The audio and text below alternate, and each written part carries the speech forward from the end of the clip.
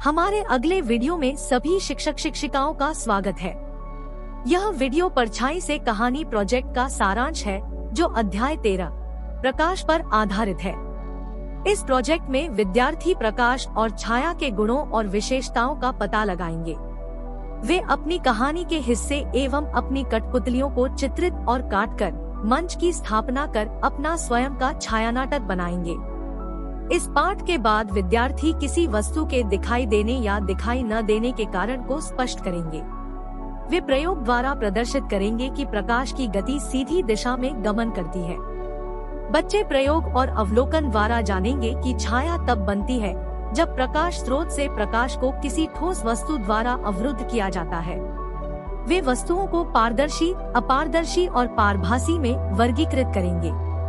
इस पाठ योजना को अमल करने से पहले आवश्यक होगा कि सभी शिक्षक एवं शिक्षिकाएं प्रत्येक दिन की सामग्री और गतिविधियां देख लें। जिस दिन की सामग्री स्कूल में उपलब्ध ना हो, उसे बच्चों को एक दिन पहले बताएं ताकि वे अगले दिन सामग्री लेकर आएं।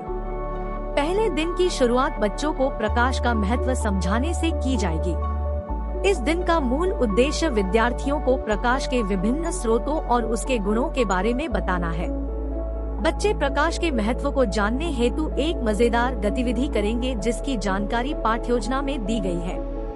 उसके बाद मोमबत्ती और गत्ते की सहायता से गतिविधि कर बच्चे प्रकाश के सीधी रेखा में गमन करने के गुणधर्म को जानेंगे। बच्चे परछाई के अवलोकन संबंधी गतिविधि करेंगे जो उन्हें प्रोजेक्ट के आखिरी दिन छाया नाटक निर्माण करने में सहायक होगी। दिन के अंत में शिक्षक परछाई से कहानी सुनाने हेतु पात्र और स्क्रिप्ट के बारे में सोच विचार करने का गृह कार्य देंगे। दूसरे दिन विद्यार्थी पारदर्शी, पारभासी और अपारदर्शी वस्तुओं के बीच का भेद जानेंगे। यह जानकारी बच्चों को उनके छाया नाटक निर्माण में सहायता करेगी, जैसे किस गुण की वस्तु को हमें अपने नाटक के स्क्रीन के तौर पर इस्तेमाल करना चाहिए। बच्चे आज छाया में अलग अलग जानवरों का छाया चित्र बनाना सीखेंगे। कक्षा के अंत में शिक्षक बच्चों से उनके विचार अवश्य जाने कि आज उन्होंने क्या सीखा और गृह कार्य के रूप में बच्चे अपने माता पिता की मदद से अपनी कहानियों पर काम करेंगे। साथ ही सोचेंगे कि बिजली बचाने के लिए वे प्रकाश के प्राकृतिक स्रोतों का उपयोग कैसे कर सकते हैं। तीसरे दिन बच्चे अपनी छाया निर्माण और कहानी की प्रक्रिया में गहराई से सृजन कार्य करेंगे। पिछले दिन बच्चों ने गृह कार्य में जो कहानी बनाई है उस पर समूह में सबकी सहमति लेंगे। शिक्षक कहानी निर्माण से संबंधी दिशा निर्देश बच्चों के साथ साझा करेंगे, जैसे कहानी कितनी बड़ी हो, कहानी के अनुसार पात्रों के आकार में परिवर्तन इत्यादि। बच्चे अपनी कहानी के पात्रों हेतु कठपुतली का निर्माण भी करेंगे। गृह कार्य में बच्चे प्रस्तुति के लिए बचे हुए कार्य को पूरा करेंगे। चौथे दिन बच्चे अपने प्रस्तुति के लिए स्टेज बनाएंगे और प्रस्तुति की पूर्व तैयारियां करेंगे। शिक्षक बच्चों को स्टेज बनाने तथा स्क्रीन तैयार करने हेतु निर्देश देंगे जो पाठ योजना में विस्तृत रूप से दिया गया है।